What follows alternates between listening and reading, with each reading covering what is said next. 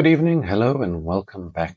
Thanks for joining me on this, the fourth and final installment of our Ireland road trip on the Wild Atlantic Way. So please come explore the last section of the northern extents of the Wild Atlantic Way, the 2,600 kilometer coastal route in Ireland, and we finally found out how far did we get in 12 days in the middle of winter in a motorhome before heading back to Dublin. And at the end of the 12 days, the kids finally get some snow in Ireland. How much of the Wild Atlantic Way and how many of the 15 signature Wild Atlantic Way points did we get? So we will wrap that up at the end. If you've missed the first 3 installments, please go back and click on the playlist and be able to watch it all again. Every episode is a new and better version, and I'm trying to make the content as good and as interactive for you. I'm getting a little bit more comfortable with the camera and hoping to give you something to learn and to enjoy and get some ideas for your own trip. We definitely have got some good ideas for when we go back. A quick recap of where we've been. Day 1, we went from Dublin to the Hook Peninsula. Day 2 was from Hook Peninsula to Cobb, just south of the town of Cork.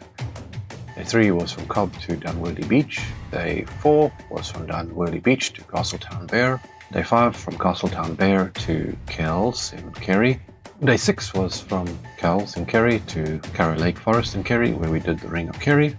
Day 7, the Donegal Peninsula. Day 8 was mostly Clare and Galway. Day 9 was the Connemara to Achill Island. And now we're heading into Sligo and Donegal. So far we've seen 6 out of the 9 possible signature Wild Atlantic Way points. We've seen the Old Head of Kinsale, Mizzen Head, Jersey Sound.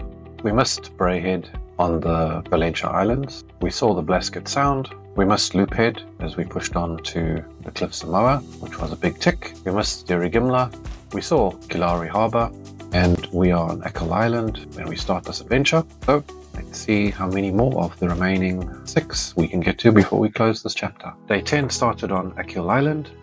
The weather was still not great this morning after a blustery, windy evening, and we decided to give Keem Bay a skip. So, with many options and many opportunities, we drove north and we decided to head towards the harbour town of Benmullet. At Benmullet, in the harbour, was a motorhome service station and we could empty out and refuel our tank. Day 10 was a bit of a washout, driving a lot, not much opportunity for drone shots, getting out and about. I think honestly this was one of our biggest mistakes. We missed not only Keem Bay, we also missed Downpatrick Head. Downpatrick Head was definitely a fantastic potential drone site and one of the most iconic natural wonders in Ireland. We'll have to go back and see it at another time. We can't worry about what we missed. We must push on. And we pushed on to the town of Sligo. Stop 2 in Sligo. We enjoyed looking around the town, felt very well structured. Sligo Abbey was something definitely worth looking at, but again, as I said, it was mostly an admin day, but washed out. So we got onto one of the Revolut washing stations and got our washing done, and also went to do some shopping to fill up the fridge. Maybe the highlight of the day was actually where we ended up going at the end of the day. So we drove on to Parks Castle, which is just in the County Leitrim, on the border between the County Sligo and County Leitrim. And that's where we parked up for the night. Quite a scenic and fantastic stopping point. On day 11, we woke up and did some exploration of Parks Castle. Parks Castle is a beautifully restored 17th century plantation castle located on the northern shores of Lough Gill, and it was originally built by Captain Robert Park in the early 17th century. It was also on the site of an earlier 16th century tower house owned by Sir Brian O'Rourke. The castle features traditional oak and craftsmanship with a courtyard, banquet hall, family room and pigeon tower. Parks Castle underwent restoration in the late 20th century, preserving its historical charm and significance. Inside the castle, visitors can find a permanent exhibition of the 17th century artifacts, including replicas, costumes and furniture. We weren't able to get inside the castle, obviously it's closed. From the outside, definitely looks well maintained, and the lighting at night made it quite magical overnight. The castle also offers stunning views of Lough Gill, especially at sunset, making it a popular spot for photography and relaxation. The castle offers guided tours in an audio-visual presentation tiled stone by stone, which explains the history and restoration of the castle. Another mistake we made, when we were ready to get onto the road, we realized the motorhome battery was flat. Oh no. Somehow it drained overnight, so we had to call the AA. That reminded me that I was actually an AA member, and apparently the AA membership isn't attached to the vehicle, it's attached to the driver. So they came out, gave a jump start to the vehicle with no extra cost. So that AA membership definitely came into good use. We drove back through the town of Sligo onto stop number 2 a short while thereafter. Stop number 2 was at Muckross Head, which gave a good view back to Castle Classiebawn and the Castle Classiebawn viewpoint. This is a Wild Atlantic Way signature viewpoint, and it's the 7th signature Wild Atlantic Way viewpoint we have come across in our trip so far. The castle was built for the 3rd Viscount Palmerston in the late 19th century, and is constructed from sandstone brought by sea from County Donegal. The castle has passed through several notable owners, most notably the Mountbatten family. It was inherited by Edwina Mountbatten, who spent summers there with her husband, Admiral of the Fleet, Lewis Mountbatten. Unfortunately, in 1979, Lord Mountbatten was assassinated by the Provisional Irish Republican Army, the IRA, while on his boat near the castle. The castle features a central tower and is built in the baronial style and is privately owned today, so no tours or such. But the lookout point and the view from a distance definitely is quite epic. A lot of people get the castle with the mountain in the back.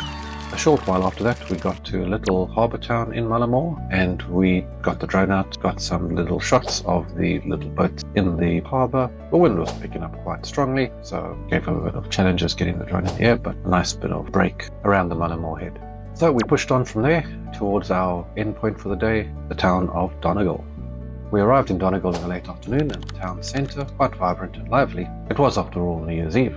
A little bit of history of the town of Donegal. The name Donegal comes from the Irish Donegal, meaning fort of the foreigners, referring to the Vikings who settled there in the 9th century. Before the Vikings, the area was inhabited by early Gaelic tribes. Today, Donegal is a tourist hub known for Donegal Castle and its traditional music. It retains strong Gaelic heritage, with Irish spoken nearby in Gaeltacht areas. Donegal Castle, a historic castle located in the centre of the town, has some interesting facts. Built in 1474 by Hugh O'Donnell, and the castle was the stronghold of the O'Donnell clan, one of the most powerful Gaelic families of the time. The castle features 15th century rectangular keep with a later Jacobean style wing. It is surrounded by a 17th century boundary wall and is sited on a bend in the River Eske. After falling into ruin for centuries, the castle was almost fully restored in the early 1990s. The restoration brought it back to its former glory, making it one of the most splendid Gaelic castles in Ireland. Almost adjacent to the castle is an impressive church, the Church of Ireland, also known as St. Patrick's Church, which is an Anglican church with rich history,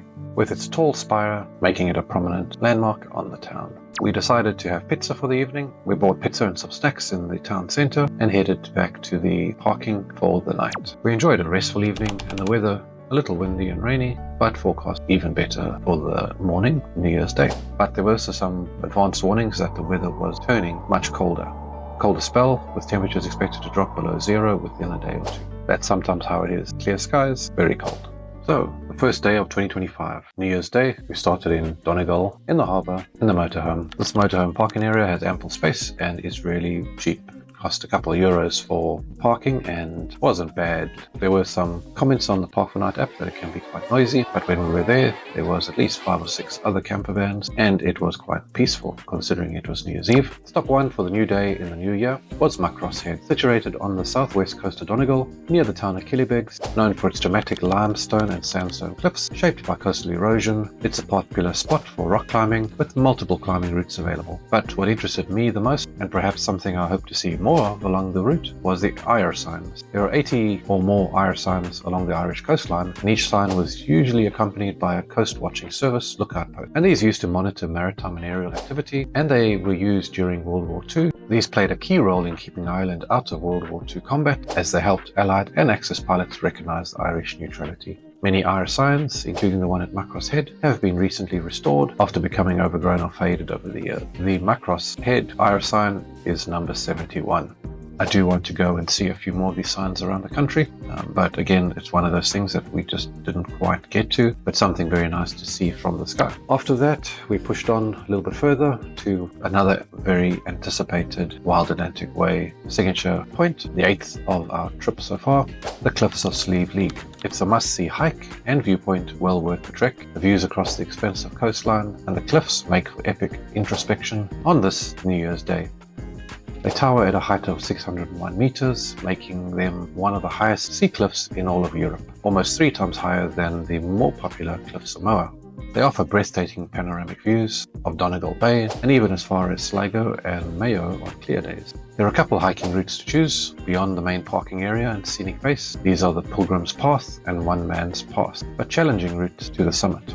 One Man's Pass is especially narrow and steep and requires caution. The legend says that Slieve League was the home of the mythical warrior giants of Ireland and was a place of pilgrimage for centuries, with early Christian monastic sites in the area. At this point along the trip, we kind of had to make a call. We wanted to get to the next signature Wild Atlantic Way lookout point, Muckross Head Lighthouse, which was another 2.5 hours or 120 kilometers north, and thereafter Marlin Head, another 120 kilometers or 2.5 hours from there. So it would be at least 5 hours of driving plus stopping, and as those would be the last 2 points, we would have to return back. So it would take us at least another day to get there. We did have the motorhome for 14 days, so we could have continued this trip, but with the weather turning and with projections of the temperatures dropping below zero tonight, the 1st of January, and only getting colder over the next 2 to 3 days, we decided that perhaps it was a bridge too far to cross, or in this case, a lighthouse too far north to get to. We do want to go back, and potentially this would make a good opportunity to spend 3 or 4 days on the northern section and get them in without rushing. The last couple days did feel a little bit of a rush, and we were missing some of the scenic lookout points. So regrettably, but also with some satisfaction of a trip well done, we decided to not push further north, start to head back towards Sligo and onto motorway back to Dublin. Instead of 10 hours of driving, if we pushed further north, it would only be 3 hours and we would be back in Dublin. Motorhome fatigue, I guess, was setting in. The drive back to Dublin was pleasant, and a shorter version off the main road at Boyle was planned at the Midway rest stop and gave us one last opportunity for another drone flight. Boyle is known for its heritage sites, including Boyle Abbey. We decided to stop at Boyle Abbey, also closed this time of year, but it was founded in 1161 by Cistercian Mike under the patronage of the local ruling family, the McDermott. It became one of Ireland's most important Cistercian monasteries, known for the Romanesque and Gothic architecture. The abbey follows strict Cistercian tradition, emphasizing simplicity, self-sufficiency, and prayer. The abbey was damaged and later abandoned after the dissolution of the monasteries under Henry VIII in the 16th century. Key features include the massive rounded Romanesque arches, the ornate carved capitals on the columns, the Gothic-style windows, and the defensive tower which was added in the 16th century. Boyle Abbey was declared a national monument, and extensive restoration work has been done to stabilize structure. I particularly did enjoy the modern glass tension and structural improvements to the wall done in the last 10 years or so. So the last push down the road, about another hour and a half, saw us get to Dublin just before sunset, back to our home, and to conclude the final section of our 12-day Wild Atlantic Way motorhome holiday. Oh, and I did promise some snow. So not exactly on our 12-day Wild Atlantic Way trip, but just here in the foothills of Dublin in the South Dublin Mountains. A couple days after we got home, the kids got to play in the snow. Here's some footage of them. Nice to know that only a 30-minute drive from Dublin, we can get snow.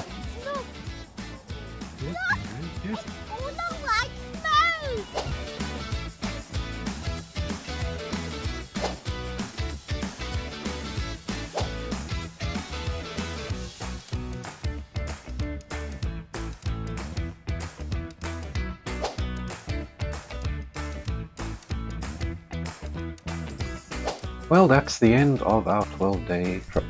Recapping the Wild Atlantic Way scenic points, we managed to get 8 out of 15. So a pass, but just barely. But I think 8 signature points in 12 days is quite good going. And potentially, we do agree that if you want to do the Wild Atlantic Way, you probably would be better off doing it in sections and trying to see more in each area. But it's very much weather dependent and seasonal dependent. Yeah, it's given us quite a few ideas and areas we want to go back to on shorter trips over the next few months as the weather improves and spring and summer come around. I really hope you did enjoy this adventure with us and this retrospective look back on our holiday. Maybe as time goes on, we can try and be a little bit more progressive and vloggy with our style. If you would like, I can do another short section in the coming weeks on my discussions with David, where I'll go through some of the typical costs and some of my drone statistics, as well as potentially look at our top 5 most memorable moments of the trip. And we can ask the questions, if we did it again, how would we do it differently? Or are we happy with what we actually did? So keep an eye out for that one.